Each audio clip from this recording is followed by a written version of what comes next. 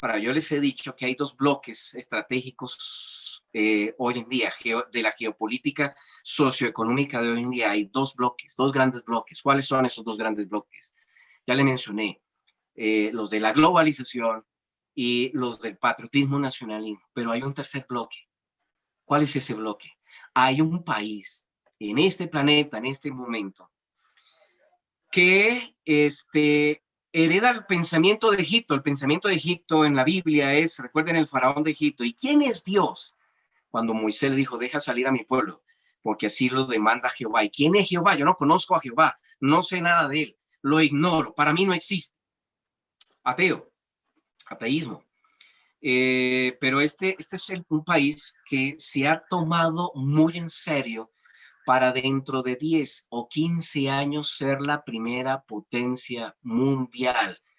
Y es un país que está emparentado con Egipto y es un país que ha heredado las ideas comunistas. ¿De qué país estoy hablando? De China, de China. China no quiere hacer parte de la globalización. ¿Por qué? Porque él quiere estar por encima de la globalización, él quiere mandar, quiere ser la primera voz en el mundo y desplazar a los Estados Unidos. Esa es la intención de China actualmente. Pero lo que nos dice la profecía es que el papado incluso llegará a Egipto y la va a dominar. ¿Cómo? Recursos económicos.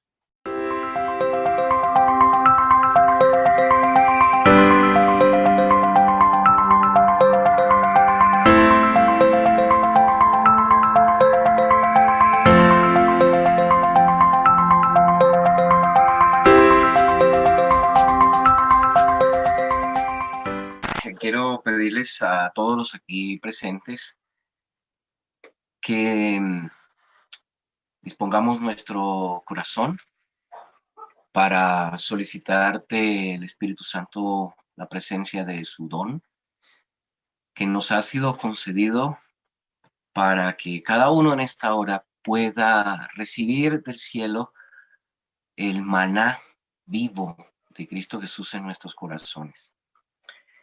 Quiero desearles a cada uno de ustedes un feliz año 2021, que la gracia del Señor nos acompañe cada uno de sus 365 días. Aunque pareciera que el 2021 no fuera a ser mejor que el 2020, sino que esta línea de continuidad todavía nos siga golpeando fuertemente como lo ha hecho hasta ahora. No dependemos de las circunstancias externas, sino del poder de Dios y de su gracia que trabaja en nuestros corazones. Bueno, quiero que leamos el texto bíblico en el que voy a basar mi disertación ahora, el cual encontramos en el libro de Daniel. El título del tema de esta mañana es Daniel 11 y el juicio de los vivos. Vamos a leer Daniel 11 desde el versículo 40 al 45, que dice de esta manera: pero al cabo del tiempo, el rey del sur contenderá con él, y el rey del norte se levantará contra él como una tempestad, con carros y gente de a caballo y muchas naves, y entrará por las tierras e inundará y pasará. Entrará a la tierra gloriosa y muchas provincias caerán, mas éstas escaparán de su mano: Edom y Moab y la mayoría de los hijos de Amón. Extenderá su mano contra las tierras y no escapará el país de Egipto. Y se apoderará de los tesoros de oro y plata y de todas las cosas preciosas de Egipto, y los de Libia y de Etiopía le seguirán. Pero noticias del oriente y del norte lo atemorizarán. Saldrá con gran ira para destruir y matar a muchos, y plantará las tiendas de su palacio entre los mares y el monte glorioso y santo, mas llegará a su fin y no tendrá quien le ayude. Bueno, debo decirles, apreciados hermanos, que no voy a hacer un estudio exegético de estos textos, por cuanto obviamente el tiempo es muy corto para condensarlo de esa manera.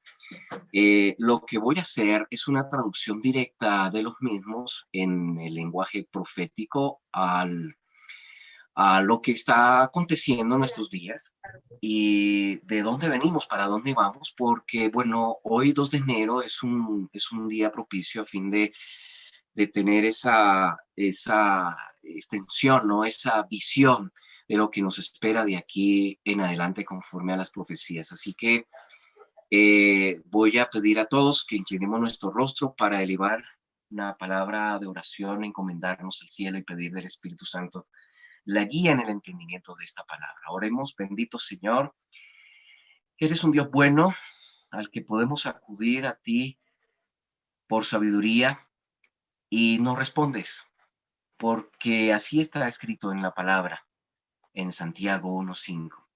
Si alguien falta de sabiduría, puede demandarla al cielo, que Dios la dará con gusto. Y eso es lo que pedimos en esta hora, Señor.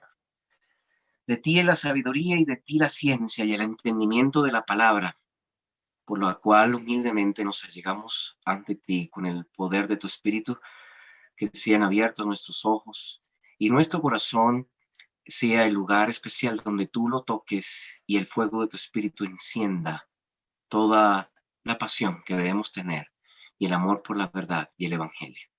En el nombre y por los méritos de Cristo Jesús lo pedimos todo. Amén.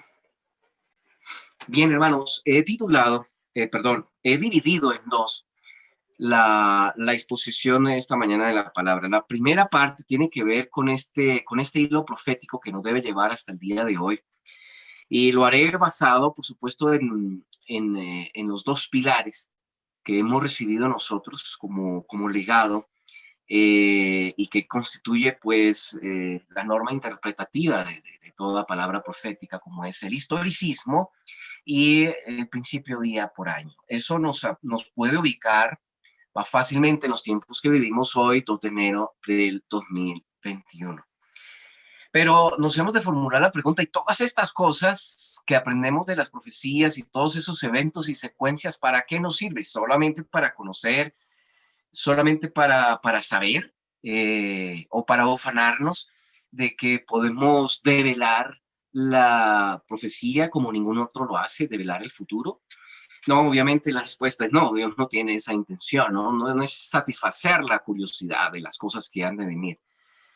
No hay otra razón más importante y está relacionado con el mensaje que nosotros debemos tener como bandera, el mensaje de la segunda venida de Cristo Jesús y el mensaje del juicio. Bueno, el mensaje de los 3 ángeles, básicamente. Pero ahí es donde vamos a tener que recabar un poco más, porque me temo que no hemos podido entender bien el concepto del juicio. Así que empecemos con lo primero. Cuando hablamos de Daniel 11:40, quiero decirles, como les mencioné antes, voy a hacer la traducción directa. No voy a explicar de dónde obtenemos eso, pero sí lo que significan estas palabras crípticas que están allí enmarcadas, especialmente en esta profecía, que es la de Daniel 11, y la última parte, que es la que tiene que ver con nosotros. Dice Daniel 11:40. Que al cabo del tiempo, es decir, 1798, el rey del sur, es decir, Francia, la Francia post-revolución o recién engendrada la revolución, iba a contender contra el papado, o sea, el rey del norte. Quiero hacer un paréntesis y les voy a pedir el favor a todos que apaguen sus micrófonos para que no se nos filtren ruidos distractores. Les agradezco, muy amables. Daniel 11:40, estamos hablando aquí, hay varios elementos que aparecen, ¿no? Al cabo del tiempo, el rey del sur, el rey del norte. Un paréntesis explicativo muy breve, quiero mencionar lo siguiente. Después de, y esto aplica para toda la Biblia, ¿no? Después del versículo 20 y 21 de la profecía de Daniel 11, que es cuando aparece el Señor Jesús y la cruz. Después de ese evento, después de la cruz, todos los nombres de lugares geográficos, puntos cardinales, personajes de nombre propio que aparecen en la profecía, es decir, Babilonia, Egipto, Edom, Moab, norte, sur, ya dejan de ser literales y pasan a ser de índole espiritual simbólica. Es decir, eh, norte no se refiere específicamente, o rey del norte, no se refiere a un lugar literal en la tierra que esté en el norte. No, el norte tiene que ver con lo alto, el sur tiene que ver con lo bajo. ¿Por qué? Porque en cartografía siempre se ha manejado desde tiempos antiquísimos el norte en la parte de arriba y el sur en la parte de abajo. Siempre ha sido así. Eso es matemático. Por lo tanto, el norte tiene que ver con lo más alto. Acuérdense de ese texto del profeta que decía que el querubín cubridor se alzó a los lados del norte, lo más alto, donde está el trono de Dios. Es decir, el rey del norte tiene que ver con Dios. Pero este rey del norte podemos intuir y deducirlo fácilmente.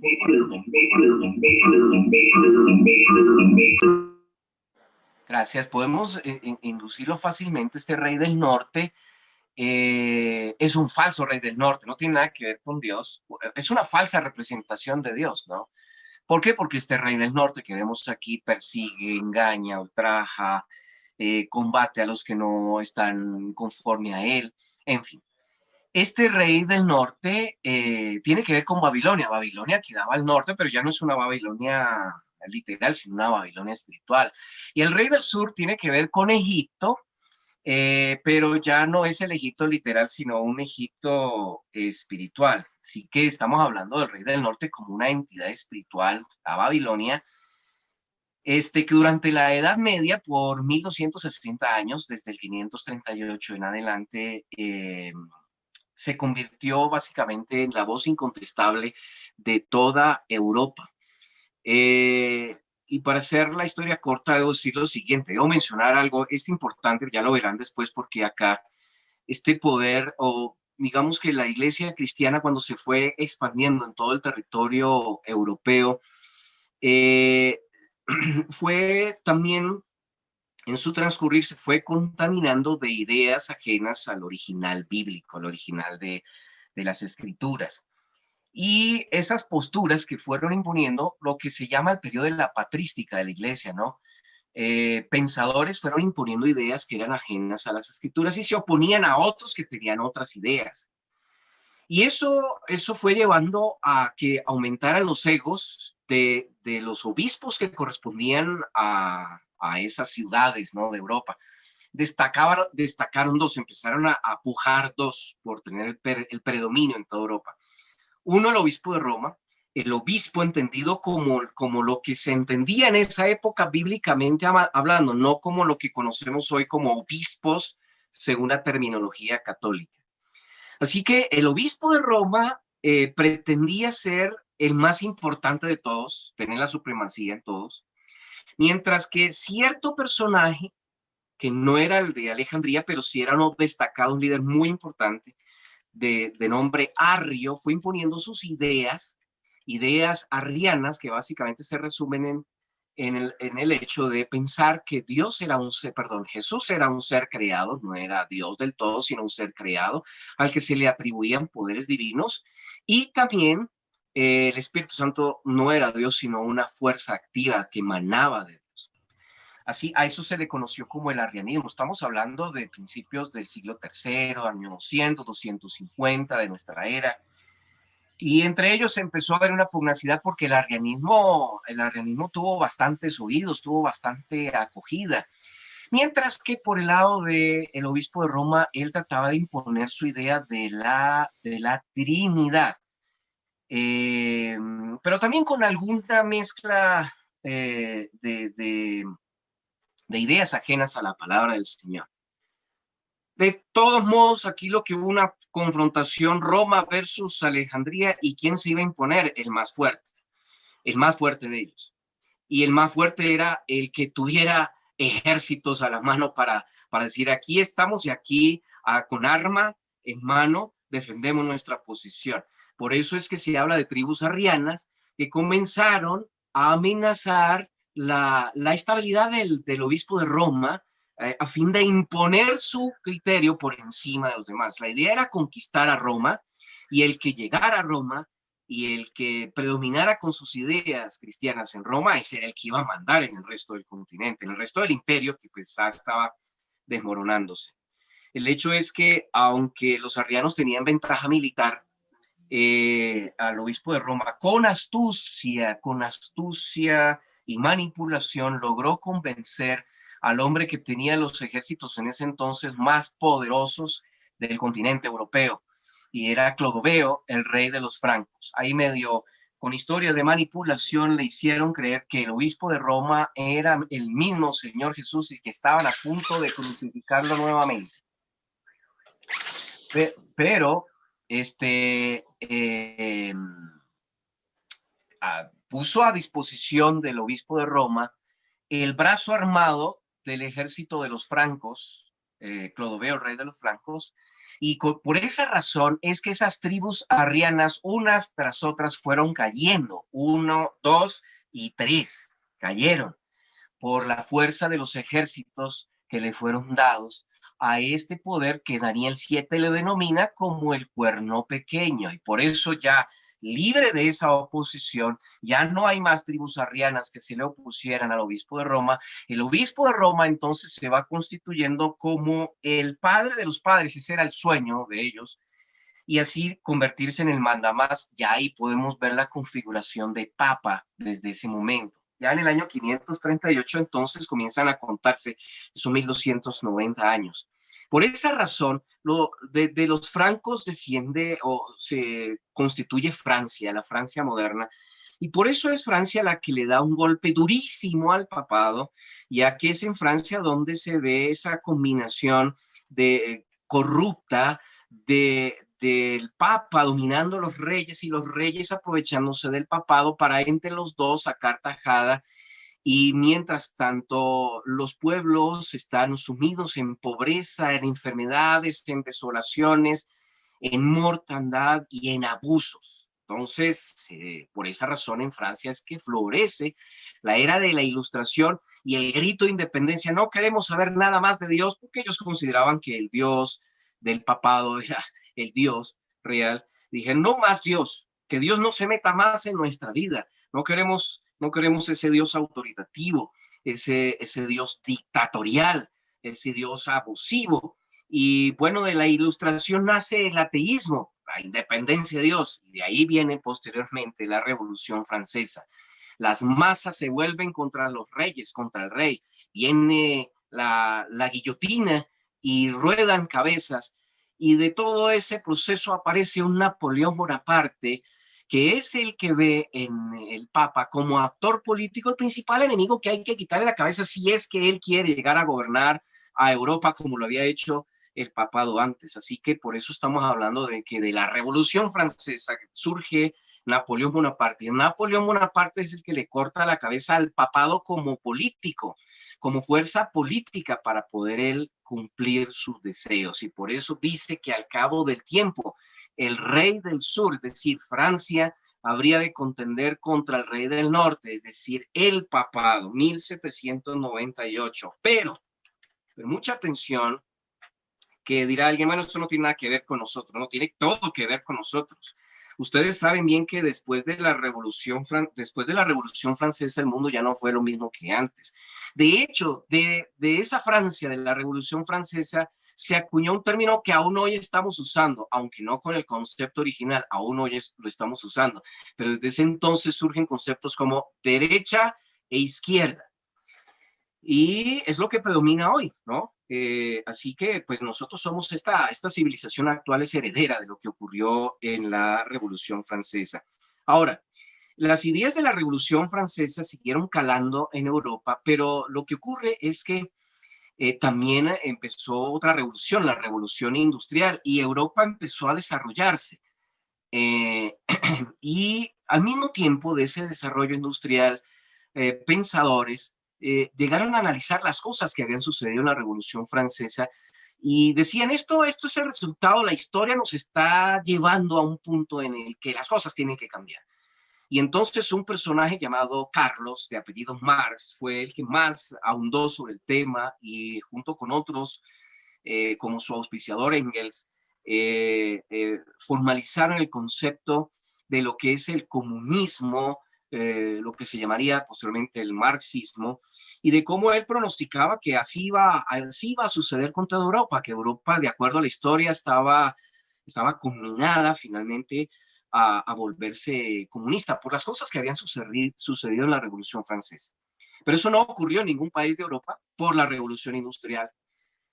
Por eso, digamos, estos países no vieron el avance del socialismo, comunismo, salvo un país en Europa que sí se mantuvo exactamente con las mismas condiciones de la Francia del siglo XVIII. 100 años después era un país exactamente igual, retrasado, con los abusos del rey sobre sus súbditos, sobre sus gobernados, y ese contubernio con la iglesia, en fin.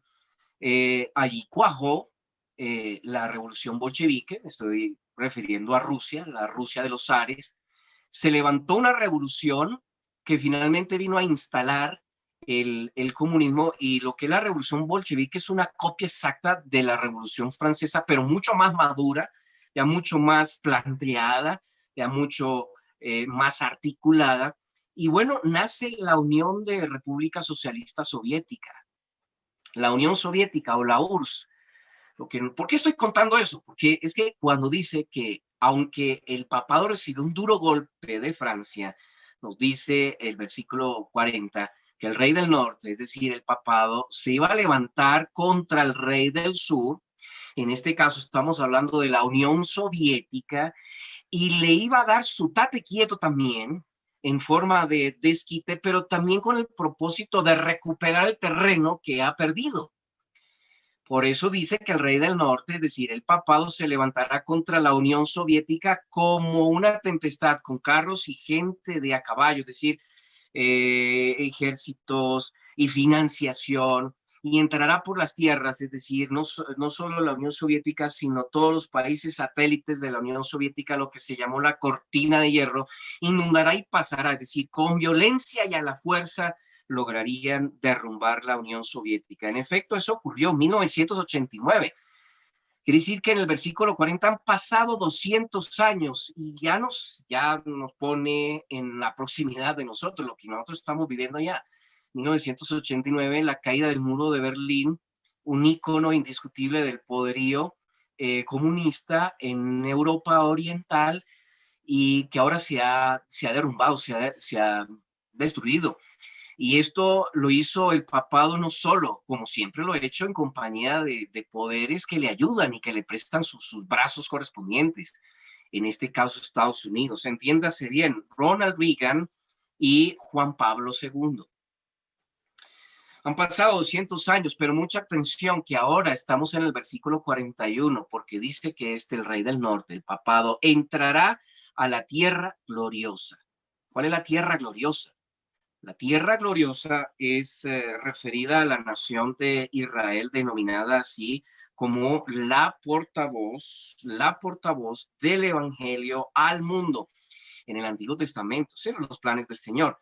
Israel, tierra gloriosa, así lo denomina el profeta Jeremías. Y después de la Edad Oscura, es decir, de esos 1260 años, esta nación, los Estados Unidos de Norteamérica, pasan a ser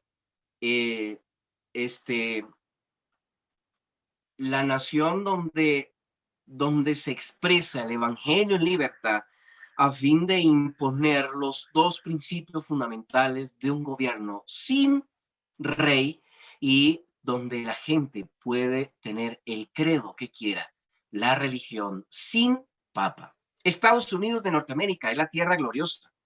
Si no es por esa tierra gloriosa, ojo con lo que les voy a decir, si no es por esa tierra gloriosa, Estados Unidos, nosotros no estaríamos aquí, porque el mensaje del evangelio, que nosotros lo conocemos como tal, el de los pioneros, o que iniciaron los pioneros, fue en Estados Unidos de Norteamérica, tierra de libertad.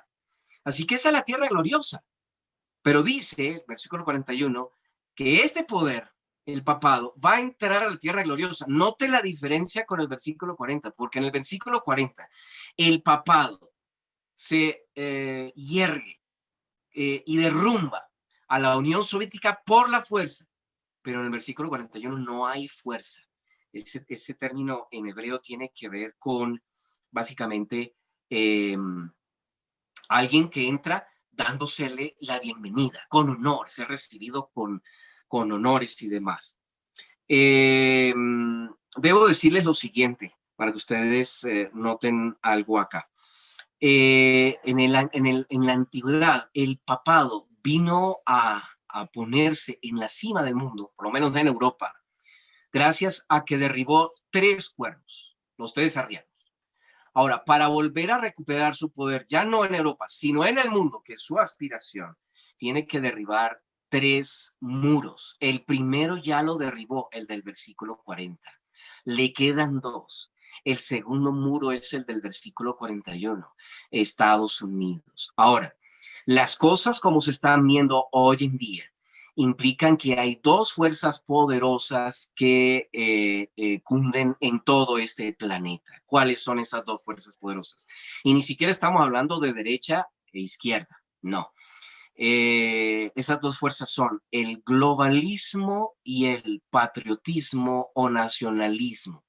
Globalismo es una idea en el que se están metiendo a los gobiernos del mundo en un sistema de gobierno progresista, y por esa razón es que se habla en todos los países, se empieza a hablar muy fuertemente de la aprobación de la ley del aborto, de la defensa de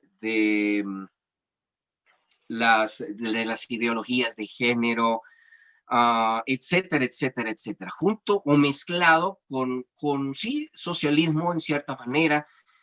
Pero del otro lado está la defensa de la soberanía de las naciones que querían permanecer independientes de esa imposición globalista, de un gobierno globalista o globalizado.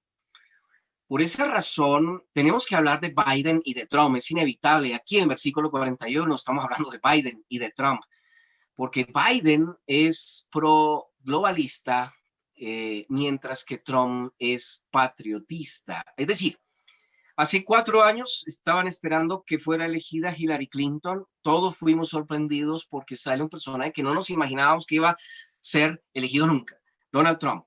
Y ustedes saben lo que hizo Donald Trump en esos 4 años. Donald Trump lo que ha hecho en estos últimos 4 años es frenar la globalización a toda costa.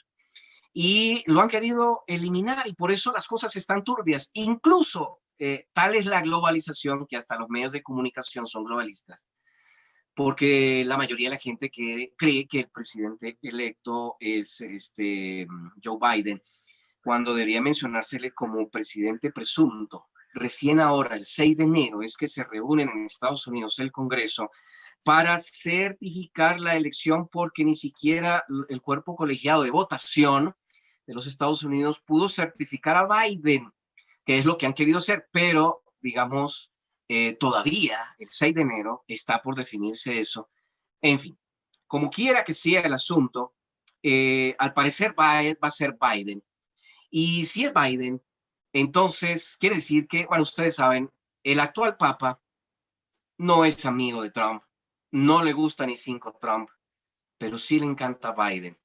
Y los últimos discursos del Papa, que es una cabeza religiosa, han sido más discursos políticos, socioeconómico-políticos. Mientras que al día siguiente, cuando la prensa es la que declara a Biden como presidente electo, el discurso de Biden, si ustedes lo escucharon, el discurso de Biden fue más religioso que político, una cosa increíble, ¿no? El religioso habla más de la política y el político habla más de la religión. Bueno, es un presidente, o si queda así, católico. Ahora, quiero decir una cosa. No estoy diciendo que Biden sea el malo y que Trump sea el bueno. No estoy diciendo eso. Lo que estoy diciendo es que uno puede llegar a favorecer más el cumplimiento de esta profecía. Pero como quiera se va a cumplir. Se va a cumplir. Igual, si queda Trump, digamos, las cosas no van a ser fáciles y el mundo se pone patas arriba, pero. Así que Lo que nos dice es que Estados Unidos le va a dar la bienvenida, brazos abiertos al Papa, para que entre y cambie el estado de cosas de los Estados Unidos. Todo esto lo que nos indica es que los Estados Unidos es una democracia muy blindada.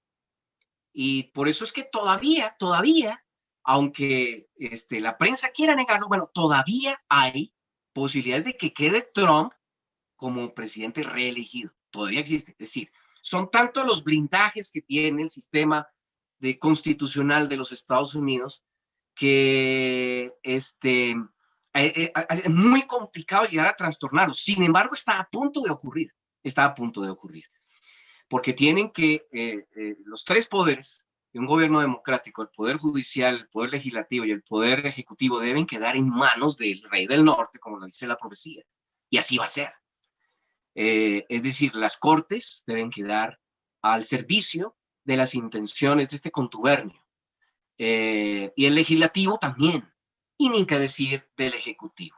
Por eso quiere decir que, en mi pensar, el hecho de que quede Biden implica que el plazo se nos ha acabado a nosotros.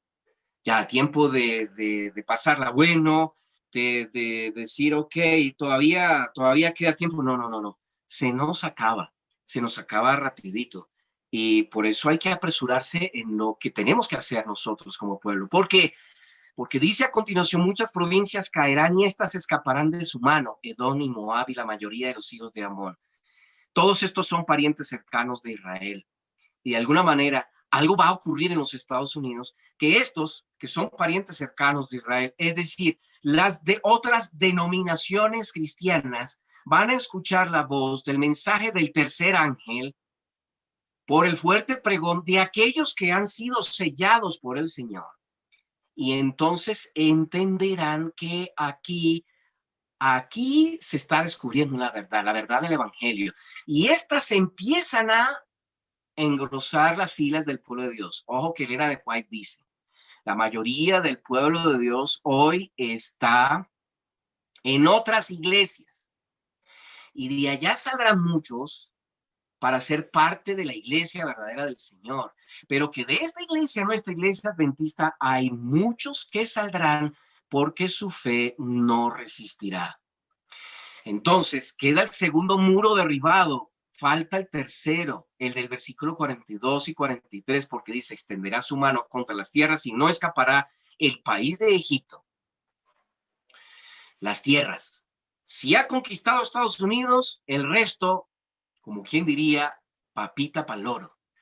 La nación más poderosa del planeta, si queda subyugada a esta intención del papado, entonces ahora será cuestión de tiempo. Todas van a caer como fichas de dominó. Extenderá su mano contra las tierras. Noten que con una mano, versículo 42, tiene a la tierra gloriosa. Y con la otra mano agarra al resto de las tierras, el resto del planeta. Incluido Egipto. Vuelve y aparece Egipto. Pensamos que Egipto estaba destruido por el versículo 40. No, está vivo. Y es más, dice, y se apoderará de los tesoros de oro y de plata y de todas las cosas preciosas de Egipto. Aquí explica en este versículo, explica cómo va a lograrlo. Se va a meter por el lado de la economía, porque se va a apoderar de esos tesoros, incluidos los de Egipto. Ahora, ¿qué es Egipto? ¿Quién representa Egipto? Pero digamos, ¿quién representa Libia y Etiopía? Libia, países pobres. Etiopía, países ricos. Es decir, tercermundismo, y aquí están los del primer mundo. Los países ricos y los países pobres. Pero ¿quién es Egipto? Para yo les he dicho que hay dos bloques estratégicos hoy en día, de la geopolítica socioeconómica de hoy en día. Hay dos bloques, dos grandes bloques. ¿Cuáles son esos dos grandes bloques? Ya le mencioné, los de la globalización y los del patriotismo nacionalismo. Pero hay un tercer bloque. ¿Cuál es ese bloque? Hay un país en este planeta, en este momento, que hereda el pensamiento de Egipto. El pensamiento de Egipto en la Biblia es, recuerden, el faraón de Egipto. ¿Y quién es Dios? Cuando Moisés le dijo, deja salir a mi pueblo, porque así lo demanda Jehová. ¿Y quién es Jehová? Yo no conozco a Jehová, no sé nada de él, lo ignoro, para mí no existe. Ateo, ateísmo. Pero este es un país que se ha tomado muy en serio para dentro de 10 o 15 años ser la primera potencia mundial. Y es un país que está emparentado con Egipto y es un país que ha heredado las ideas comunistas. ¿De qué país estoy hablando? De China. De China. China no quiere hacer parte de la globalización. ¿Por qué? Porque él quiere estar por encima de la globalización. Él quiere mandar. Quiere ser la primera voz en el mundo y desplazar a los Estados Unidos. Esa es la intención de China actualmente. Pero lo que nos dice la profecía es que el papado incluso llegará a Egipto y la va a dominar. ¿Cómo? Recursos económicos. Ahora, quiero compartir con ustedes un pantallazo. Permítanme, yo les comparto un pantallazo.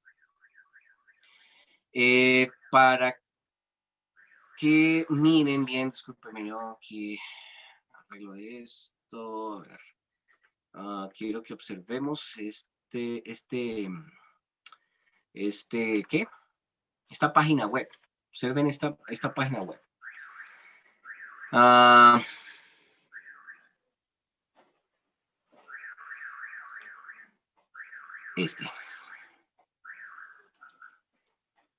Observen ustedes esta imagen que ven acá.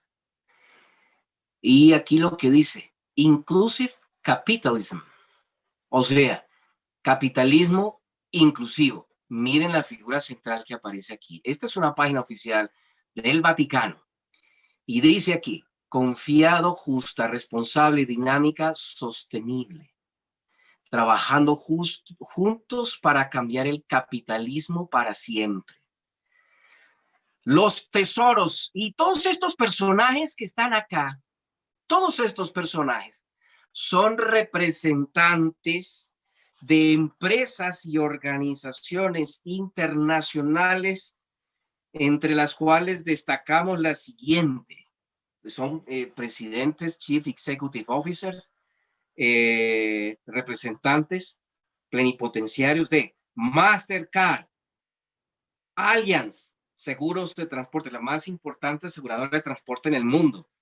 Salesforce, el mayor proveedor mundial de CRM, software de manejo de vínculo de relacionamiento con el cliente, con prospectos, todo lo empresarial aquí. DuPont, que es una empresa, un conglomerado que maneja electrónica, comunicaciones, seguridad, agricultura, nutrición, textiles, tintes, materiales de alto rendimiento. Mira, imagínense, nutrición, hasta la comida está aquí.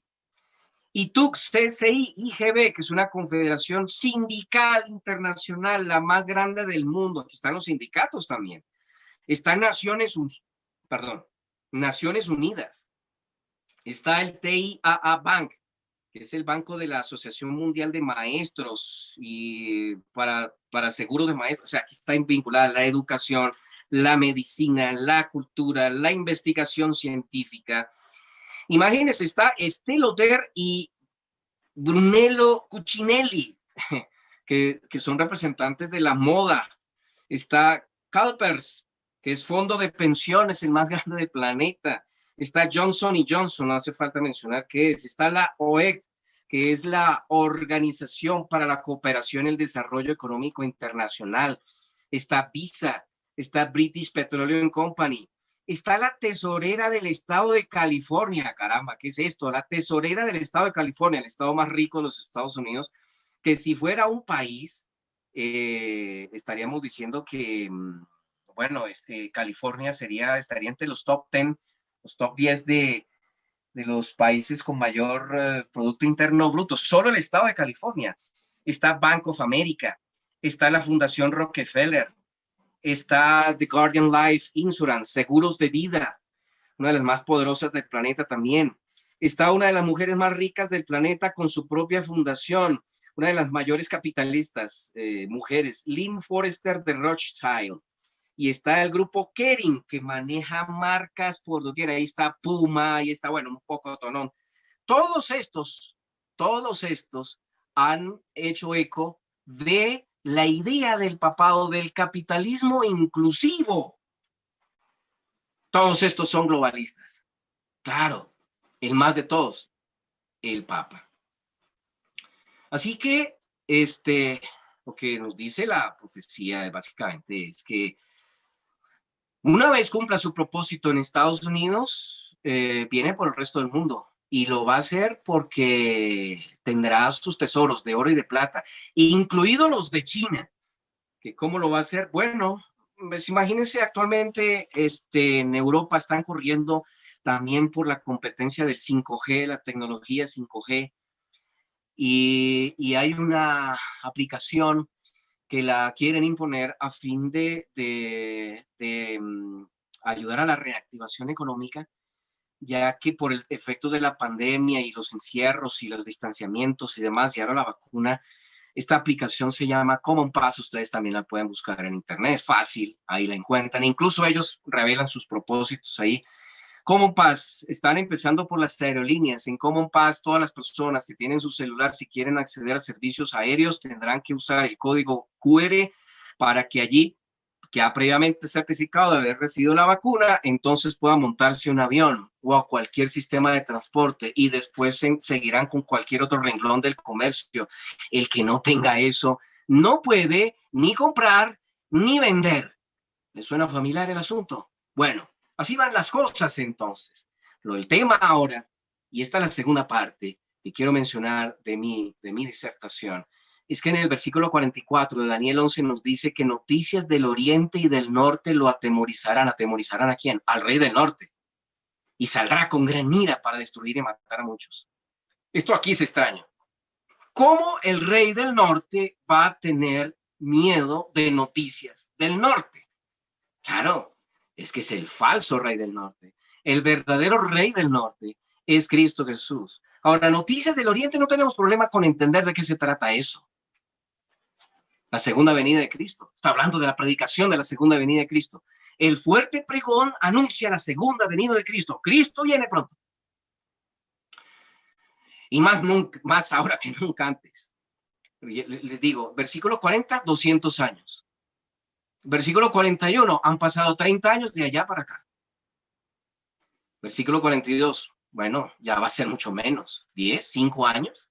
El resto, ustedes saben que los eventos finales van a ser así rápido, uno detrás de otro, detrás de otro, detrás de se viene, se viene, se viene, se viene. Este año es una lección para nosotros, la pandemia. ¿Alguien se iba a imaginar lo que iba a ocurrir? Y las cosas, cómo ocurrieron rápido, cómo fueron, cómo fue circundando el planeta, hasta que todo el mundo fue cubierto por eso mismo.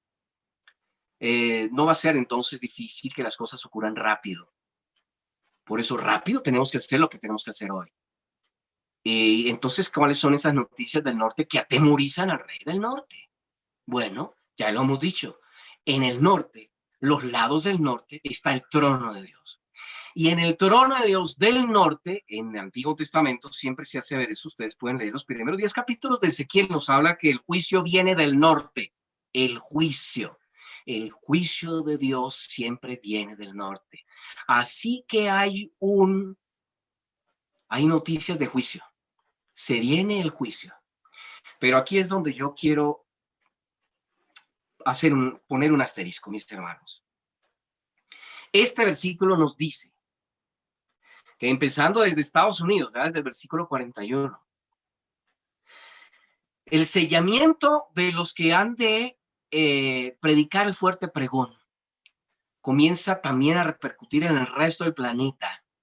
Y ahí es donde debemos estar incluidos nosotros, porque ellos predican acerca del juicio.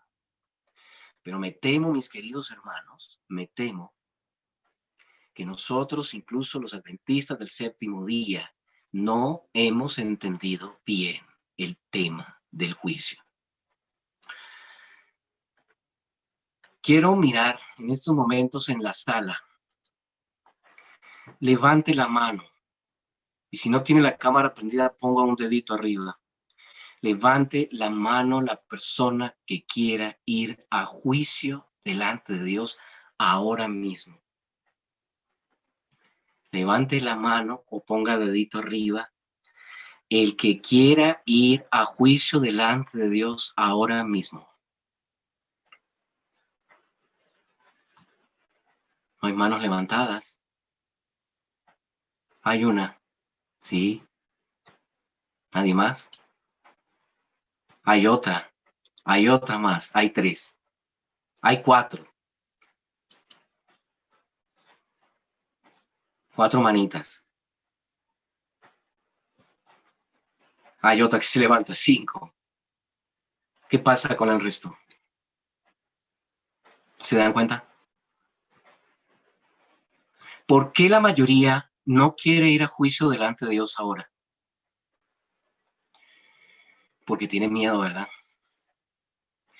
Yo quiero que ustedes se pregunten esto. Ok, ya se levantó otra mano. Ok, se van levantando más manos. Qué bueno, me alegra eso. Pero yo quiero decirles esto. Si nosotros vamos a predicar, si nosotros, yo digo nosotros, porque es que nosotros somos los llamados a ellos, por eso somos adventistas. Esta es la razón por la que somos parte de este pueblo, porque Dios nos ha llamado a ser un centro de influencia y a predicar esta verdad. Cristo viene pronto y la hora de su juicio ha llegado. Ha llegado, no va a llegar, sino que ha llegado. Si nosotros vamos a predicar acerca del juicio y no queremos ser juzgados por Dios ahora mismo, entonces, ¿qué es lo que vamos a predicar? No lo estamos entendiendo en realidad. Hay algo que no estamos comprendiendo entonces. Hay algo que no lo estamos concibiendo bien. Déjenme explicarles una cosa, mis queridos hermanos. No hay una o dos ocasiones en que se vea en la Biblia que Dios hace el juicio de los vivos.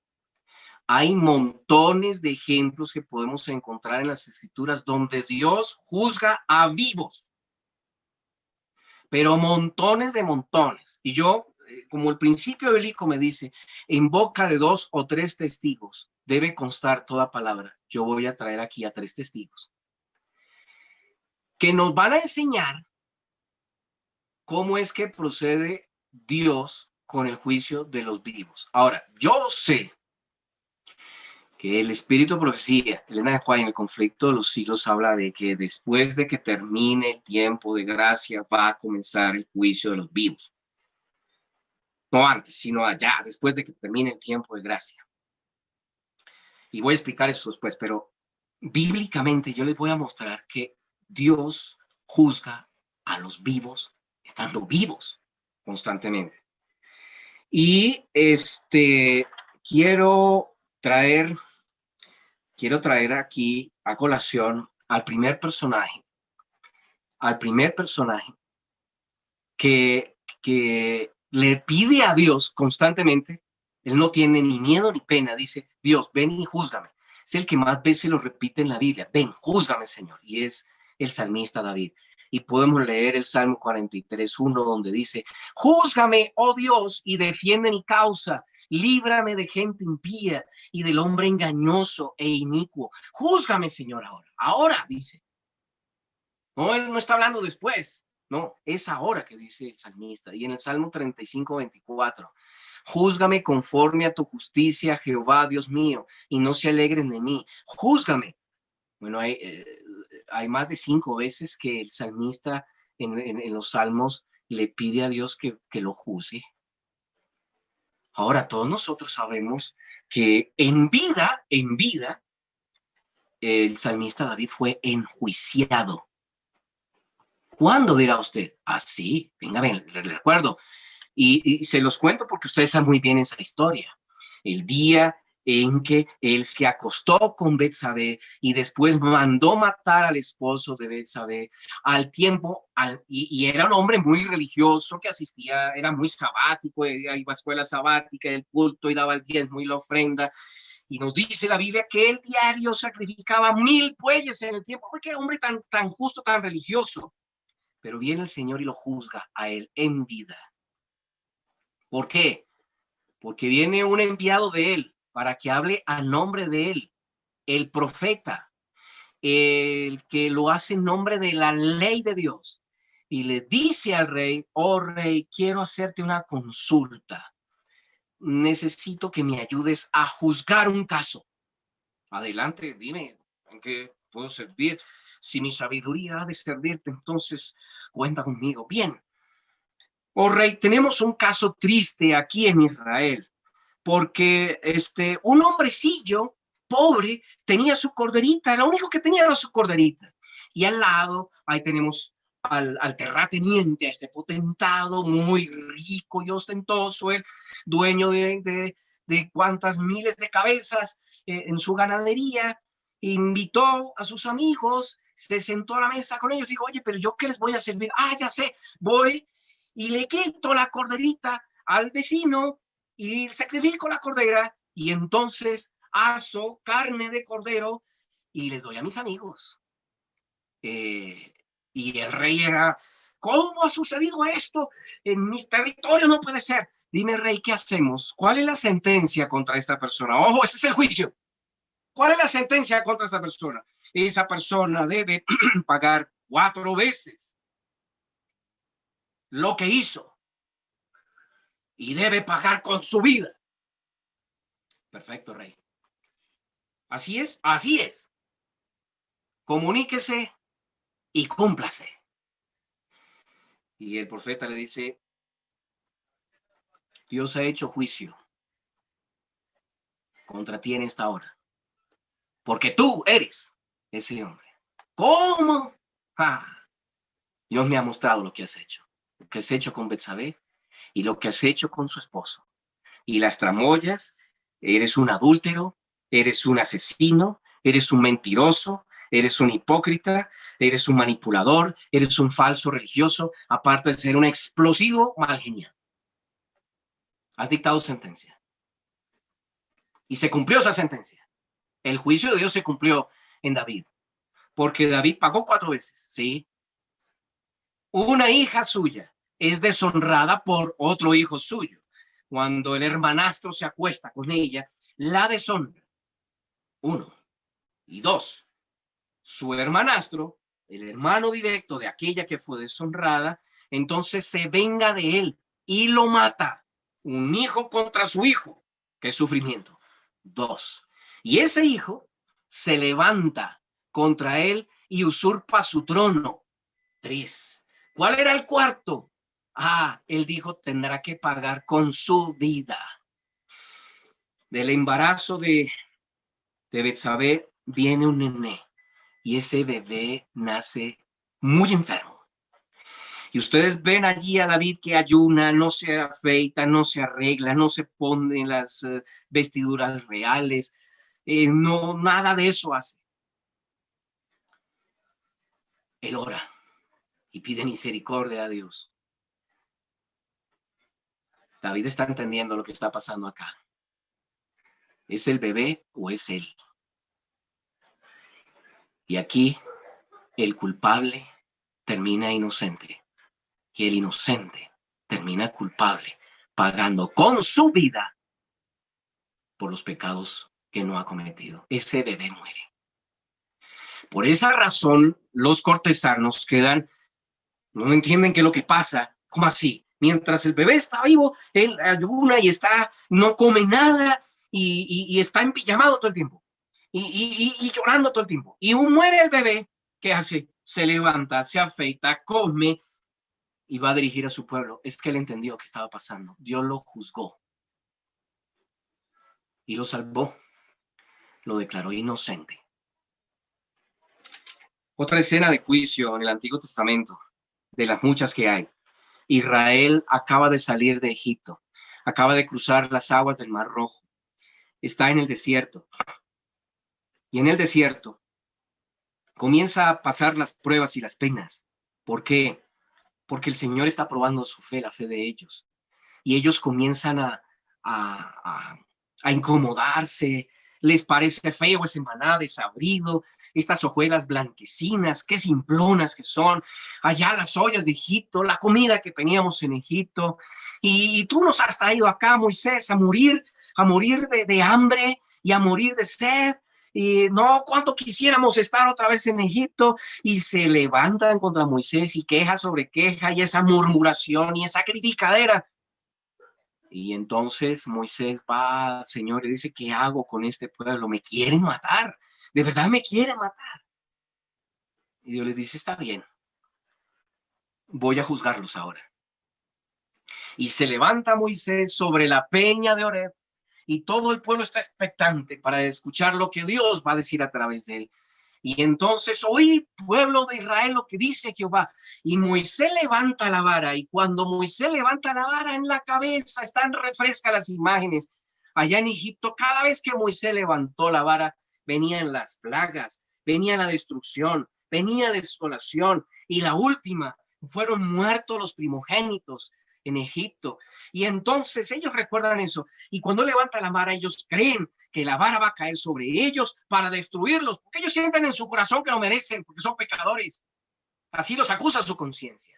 Y en efecto la vara baja con toda la fuerza del brazo de Moisés, que no era un brazo flaco, sino fuerte, baja con toda la fuerza y golpea, pero a ninguno de los hijos de Israel, sino que golpea la roca, y de la roca mana agua, y de esa agua beben todos y sacian la sed para que no mueran en el desierto.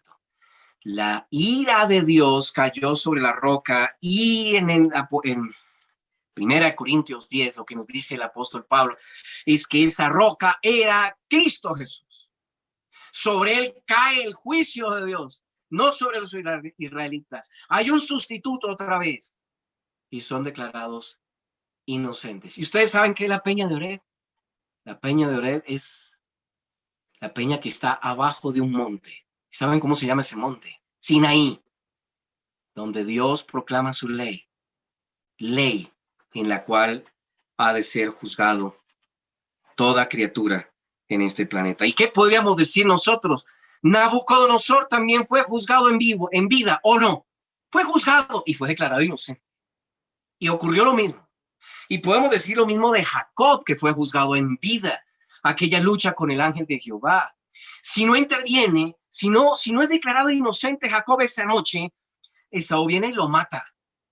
Y fuera, se acabó. Pero es juzgado Jacob esa noche por el propio ángel de Jehová. Es juzgado y declarado inocente y vivo.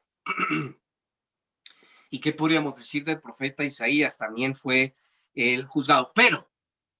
Pero yo quiero referirme a la escena de juicio más palpable y la más evidente que podemos ver nosotros en las Escrituras, donde hay un pecador como nosotros y donde hay testigos como nos ocurre a nosotros, y donde hay un juez delante del cual ha de verse al pecador para que él dicte sentencia, y hay un jurado que está viendo también.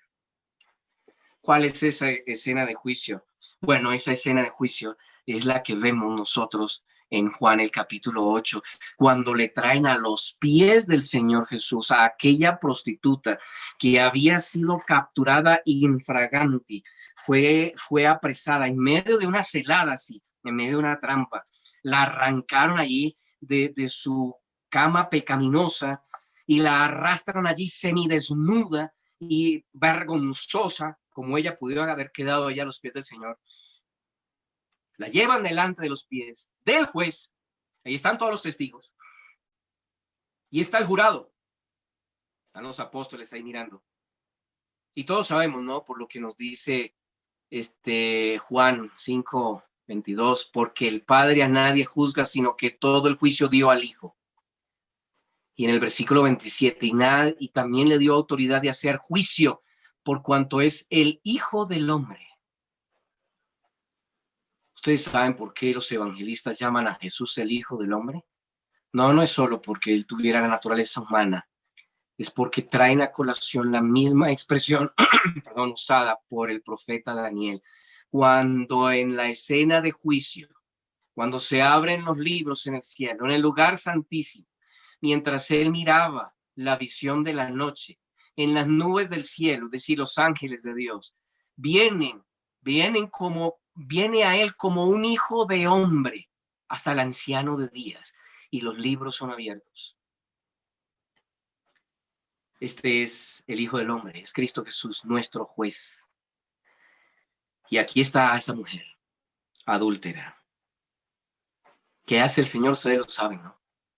Se agacha y empieza a escribir en el piso. Los primeros pecados que él escribe en el piso son los de esta mujer. Pero siguen los pecados de todos ellos, de todos los que están allí. Esta es una escena de juicio. El juicio de los vivos. Esta mujer está viva y todos los que ellos están ahí están vivos. Ellos también están siendo juzgados. porque él anota el pecado de todos ellos. El juez toma cuenta de todos esos pecados. Y esa mujer tiembla, porque sabe que va a venir contra ella la sentencia. ¿Por qué? Porque ellos citan la ley de Moisés. La ley de Moisés ordena apedrear a las adúlteras como esta. Entonces, tú tienes la última palabra, Señor. Ojo que el Señor no refutó eso. No está diciendo, no, eso ya no es, ahora ha venido. No, eso no. Eso quiere decir que está vigente esa ley. Pero él sigue escribiendo. Y ellos tratan de ver qué es lo que está escribiendo. Y cuando se dan cuenta, retroceden. Y uno por uno se van yendo porque están siendo revelados como una mano misteriosa que está abriendo el libro de la vida de ellos. Y ellos son los que están siendo desnudados. Y ellos son los que están siendo avergonzados en silencio. Dios los conoce muy bien y sabe cuáles son sus pecados. Y entonces ellos van soltando sus piedras y se van. Solo queda una persona. El Señor Jesús se levanta y le pregunta a esta mujer que tiembla, esperando que se dicte sentencia contra ella. Y entonces el Señor Jesús le pregunta, el juez le pregunta a ella, mujer, ¿dónde están los que te condenan? Y ella tímidamente voltea a mirar, no hay nadie. Señor, todos se han ido. Bien, solo quedo yo. Esta es mi sentencia. Estás perdonada. Eres inocente. Vete, por favor. No peques más. Alabado sea el nombre del Señor. Ese es el juicio de Dios. ¿Por qué vamos a tener miedo al juicio de Dios? ¿Por qué? Porque le creo más a Satanás. Satanás es el que trata de infundirme a mí miedo a Dios. Es el pecado el que hace esas cosas. ¿Qué pasó con el resto de los que estaban siendo juzgados allí? ¿Qué pasó? Debían haber hecho lo mismo que esa mujer pecadora. Debían haberse quedado allí a los pies, debían haber reconocido, somos pecadores. ¿Qué clase de inmundicias son las que guardamos nosotros? Tan religiosos, ¿no? Tan llenos de máscaras. Y aquí acusando a la pecadora, siendo nosotros peor de pecadores que ella. Señor, perdónanos, júzganos. ¿Qué creen que el Señor hubiera hecho? ¿Los hubiera condenado a ellos? No.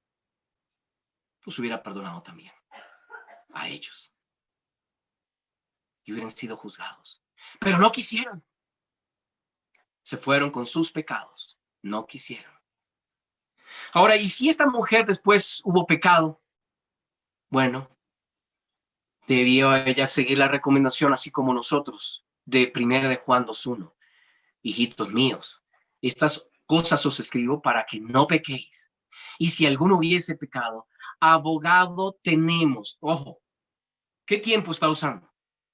¿Pasado, presente o futuro? Está diciendo, abogado tendremos cuando nos toque a nosotros el juicio de los vivos. No, abogado tenemos ahora para con el Padre, a Jesucristo el justo. El apóstol Pedro es otro ejemplo de cómo Dios lo juzgó a él. Ustedes saben también esa historia. Lo negó 3 veces. Y cuando el gallo cantó 2, el corazón de él se le arrugó y la conciencia lo acusó terriblemente y Satanás le sugirió, eres una porquería, has traicionado a tu amigo, no mereces vivir, ve y muérete. Y Pedro se levantó a eso, ustedes lo saben, exactamente igual que como Judas, quien también fue juzgado. Pedro se levantó y dijo, me voy a quitar la vida, yo no merezco vivir, yo no merezco hacerle, o sea, al Señor, mi Señor no merece que yo le haga esto. Soy una piltrafa, soy un estiércol, no merezco vivir, me voy a matar. Y él se levanta con esa idea. Y cuando se levanta, sale el juez. Y no necesita decir palabras. El juez, Cristo Jesús, lo mira a él. Lo mira con ternura, lo mira con misericordia, lo mira con compasión. Pedro sabía que ya el Señor Jesús sabía que lo había traicionado, si él lo había profetizado, si él lo había anticipado. Y en la mirada el Señor Jesús le dice, Pedro, yo te amo. Te perdono, Pedro. Te amo, Pedro. No hagas lo que quieres hacer ahora. Yo te sigo amando. Y Pedro no aguantó. Y dijo, pero ¿cómo es que Dios me sigue amando a mí? No lo merezco su perdón. Y salió corriendo y lágrimas en los ojos y su corazón vuelto pedazos, trizas. Y de repente siente ganas de orar y se arrodilla y ora al Señor y le pide perdón. Cuando él menos se da cuenta, está en Getsemaní, el mismo lugar donde horas antes había dormido como una marmota, como un lirón careto. No quiso aprovechar esa hora, pero es tanta la misericordia del Señor que aún le dio esta oportunidad en su estado de rebeldía más horrible, la de traición al Maestro. Y tan es así el amor del Señor que le confirmó su sentencia de que eres inocente, te he perdonado. Aquella vez en que Pedro no podía con el desayuno que el mismo Señor les había preparado a los apóstoles después de su resurrección, pescado asado, todos estaban felices menos él, porque era la primera vez que se encontraban cara a cara con el Señor y no le pasa. Y el Señor Jesús le dice, Pedro, vamos, quiero hablar contigo, y se lo lleva ya a caminar a la playa. Y Pedro se imaginaba que le iba a cantar toda, pero no, otra vez el Señor Jesús le dice, Pedro, ¿me amas? Señor, yo te quiero. No, Pedro, ven, ¿me amas? Señor, yo te quiero mucho. No, no me has entendido, yo te amo. No me has entendido, te he perdonado, perdónate a ti mismo, Pedro. Oh, Señor, yo no me merezco esto, pero te amo, Señor, y te alabaré por siempre. Entonces, ¿qué he de hacer ahora? Bueno, ¿qué hace una persona cuando recibe ese sello de Dios? Lo mismo que hizo Isaías, que también es otra escena de juicio en vida. Y esta es una escena de juicio en el propio lugar santísimo. Porque ustedes saben, en el capítulo 6 de Isaías es llevado allá al trono y ve a los 4 querubines y santo, santo, santo, el clamor de ellos. Y Isaías dice, no, me voy a morir. Esta es demasiada santidad. Yo soy un pecador aquí. Voy a ser destruido. Y él ve que el rey manda a uno de sus querubines, ve al profeta. Cuando él ve que el Dios le está ordenando a uno de sus querubines, ve al profeta, él se imagina, me va a acabar. Hasta aquí llegué. Y es lo que leemos de Isaías 6:6 en adelante. Y voló hacia mí uno de los serafines teniendo en su mano un carbón encendido, tomado del altar con unas tenazas y tocando con él sobre mi boca. O sea, el profeta Isaías debe haber sido un bocón, debe ser un tipo grosero, vulgarote. O sea, eso es lo que nos dice, había pecado en su boca, debe ser muy criticón o chismoso, qué sé yo. ¿Qué pecado era grave en la vida de Isaías? Tocó con ese carbón su boca y sus labios, y fue quitada su culpa y limpio su pecado. Fue juzgado Isaías en vida y declarado inocente. Y después el Señor pregunta, ¿a quién enviaré? ¿Y quién irá por nosotros? Y enseguida se levanta el profeta Isaías, dice, yo, Señor, heme aquí, envíame a mí. Cuando una persona ha sido juzgada en vida y declarada inocente y libre de todos sus pecados, esa persona se levanta y dice, envíame a mí. Y es enviado con poder a predicar el evangelio, como ha de ocurrir en la última etapa de la historia de este mundo. Por esa razón, cuando estas cosas hayan de pasar, todo esto que ha sido leído acá en Daniel 11, del 40 al 45, especialmente donde dice Daniel 44, noticias del oriente y del norte, porque todas estas personas que alzan su voz y predican el fuerte pregón, el mensaje del tercer ángel, el mensaje reeditado de los 3 ángeles nuevamente, entonces este rey del norte falso se levanta con gran ira para destruir y matar a muchos, pero estos ya han sido sellados, estos ya han sido juzgados, estos ya han sido limpiados, han sido perdonados, limpiados, emblanquecidos, purificados, han pasado por grandes crisis, han aprendido las lecciones de dependencia de Dios, han descubierto la maldad del pecado, lo abominable que es el pecado, lo misericordioso que es Dios, y dan el todo por el todo con Dios. Y dicen, aunque se desplomen los cielos, ya estos no van a ser infieles a Dios, nunca más. Así que Pedro, por eso él se levanta y predica en Pentecostés. Cuando él ya ha sido limpiado, todos han sido limpiados y reciben la unción del Espíritu Santo, que es la lluvia tardía, para predicar el Evangelio. Entonces, leemos de Hechos 3:19, la predicación de Pedro. Arrepentíos y convertíos para que sean borrados vuestros pecados, para que vengan de la presencia del Señor tiempos de refrigerio. ¿No nota aquí una cosa rara? Arrepentíos, que es confesión de pecados, y convertidos para que sean borrados vuestros pecados. Porque el arrepentimiento no quiere decir necesariamente que mis pecados sean borrados. Mi arrepentimiento quiere decir que quiero dejar el pecado, pero debo seguir adelante demostrando que de verdad amo al Señor y detesto al pecado o odio al pecado, así como Dios me ama a mí y odia mi pecado. Para que sean borrados vuestros pecados quiere decir para que ya ustedes no tengan vínculos ni el pecado los domine más y ustedes entreguen sus vidas al servicio de Dios para siempre. Lo está diciendo en el primer siglo. Estas personas que escuchan las predicaciones de los apóstoles en Pentecostés también están siendo juzgadas. Y es la oportunidad para ellos entregarse al Señor, porque en el año 34, después del apedreamiento de Esteban, se cerró la puerta y ya no hubo más manera de convencerlos a estos que se resistieron al Señor de pecado, de justicia y de juicio.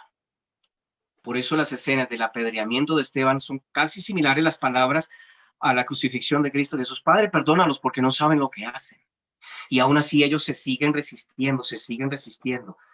En el año 70, es decir, después del 34, los que definitivamente rechazan a Jesucristo en la persona de Esteban, a ellos se les cierra la puerta, aunque ellos sigan asistiendo a sus cultos y no se den cuenta de que ya ha pasado la oportunidad. Y hasta que en el año 70, la sentencia de juicio vino sobre ellos. El único que podía librarlos ya no estaba más con ellos, porque hicieron todo lo posible para resistirlo y apartarlo de sus vidas, y lo consiguieron. Y cuando eso sucede, caemos en manos de aquel que ya no tiene misericordia de nadie, de ninguno de nosotros. Por eso, cuando a David le preguntó el ángel, ¿qué quieres tú? ¿Qué quieres tú? ¿La reprensión de Dios o de los hombres? Cuando después David volvió a pecar contra el Señor y fue perdonado, otra vez enjuiciado y perdonado, Dios le dice a David, ¿qué quieres tú? ¿La reprensión de los hombres o la reprensión de Dios? No, la de Dios, porque Dios tiene misericordia, los hombres no. Nosotros no. Mis queridos hermanos, este es el juicio de Dios, el juicio de los vivos. Ahora, sí, la cita de Elena de White dice esto: a medida que los libros de memoria se van abriendo en el juicio, las vidas de todos los que hayan creído en Jesús pasan ante Dios para ser examinadas por Él, empezando con los que vivieron los primeros en la tierra. Nuestro abogado presenta los casos de cada generación sucesiva y termina con los vivos. En el conflicto de los siglos, página 480, dice, el juicio se lleva ahora adelante en el santuario celestial. Esta obra se viene realizando desde hace muchos años, pronto.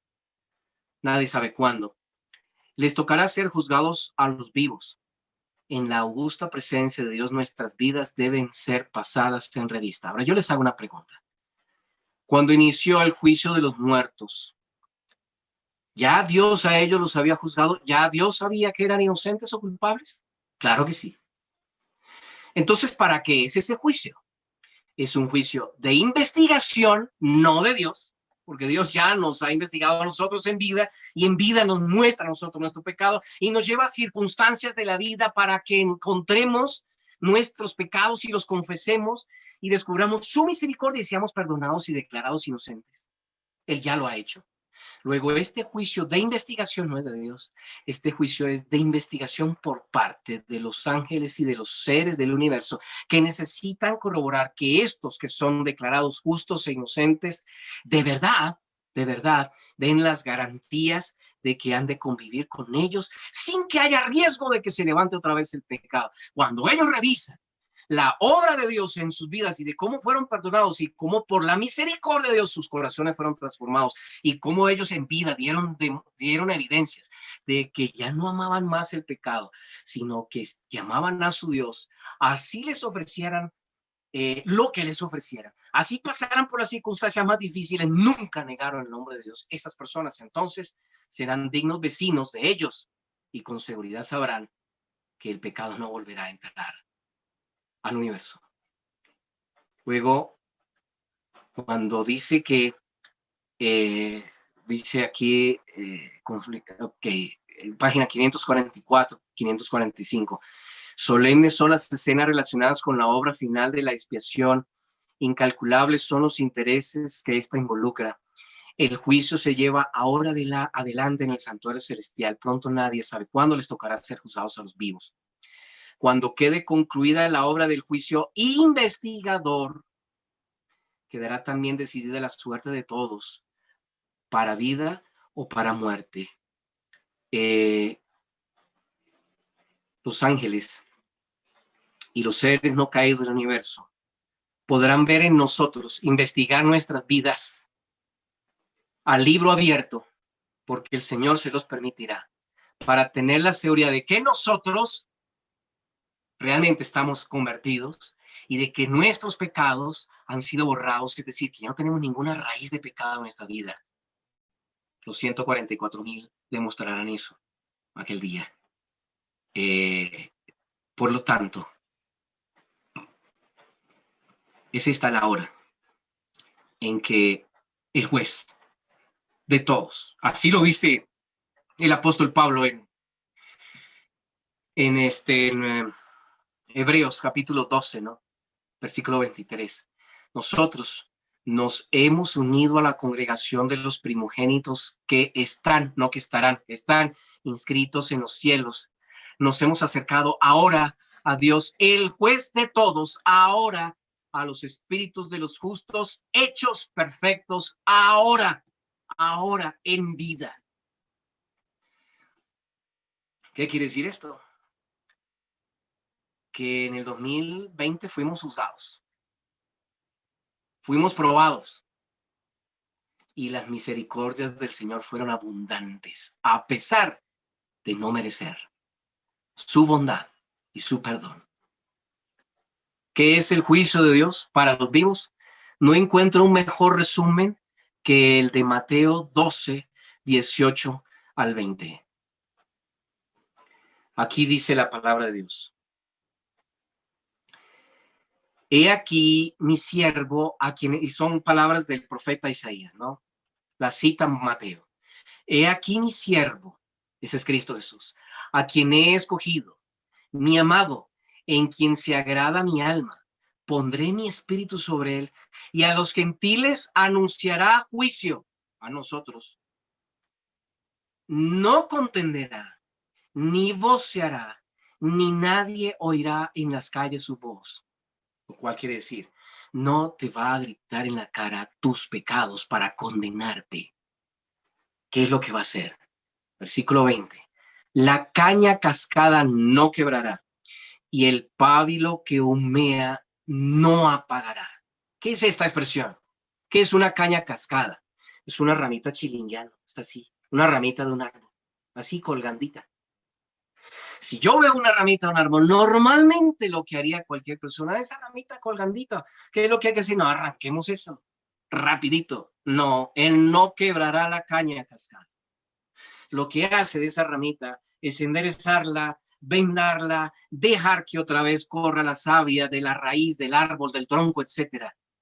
Y el pábilo que humea no apagará, porque cuando la mechita está por apagarse, el pábilo está así, se ve apenas el poquitín de rojito, ya se va a extinguir el fuego, la chispa que le queda a esa vela. Lo que normalmente hacemos nosotros es y se apagó. No, Dios. Si ve que mi vela se está apagando, ¿qué hace el Señor? No la apaga. da viento y humea y sopla para que se avive y agrega más candela para que entonces de esa chispa surja una llamita y de esa llamita una llama y de esa llama un fuego. Un fuego que es de extenderse por todo el planeta Tierra, porque dice, vi descender del cielo un ángel que iluminó a toda la tierra, el fuego del Espíritu, que brillará en nuestros corazones. La caña cascada no quebrará y el pábilo que humea no apagará hasta que saque a victoria el juicio de Dios.